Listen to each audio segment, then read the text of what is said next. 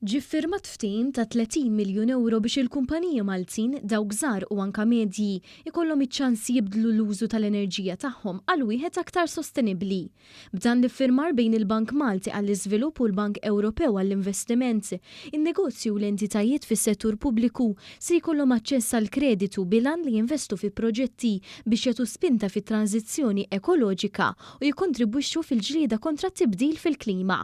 Dan l-investiment jinkludi firxa wiesa ta' inizjattivi ekoloġiċi bħall-infrastruttura għall-iċċarġjar tal-vetturi elettriċi, installazzjonijiet tal-solar panels, proġetti għal riċiklar tal-iskart u ħafna iktar. Waqt konferenza tal-aħbarijiet intqal li minn barra l-finanzjament ta' 30 miljun euro qed jiġi implementat ftehim separat bejn iż-żewġ istituzzjonijiet li se jippermetti lil Bank Malti għall-Iżvilupp jibbenefika mis-servizzi ta' konsulenza tal-Bank Ewropew tal-Investiment biex jespandi l-kapaċità u l-finanzjament tiegħu ta' sostenibilità ambjentali.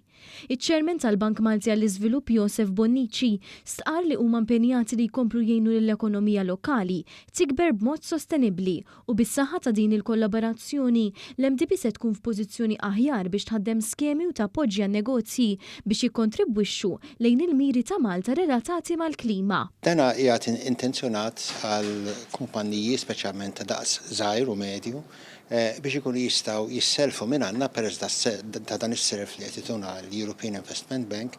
biex ikunu jistgħu jimxu fuq livell ieħor għal greening tal-ekonomija biex ngħid hekk, jiġifieri fejn affarijiet ta' electric vehicles, charging stations, electric vehicles u affarijiet oħra ta' li l-kumpanniji jridu jinvestu biex jilħqu il-miri tal-gvern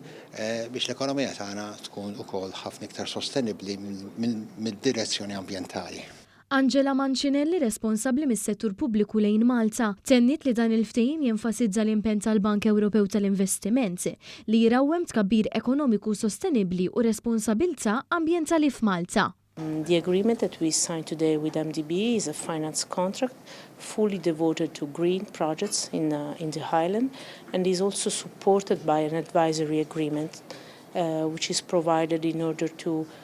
boost the MDB activity in the sector to source, originate, prioritize, appraise and monitor green initiatives.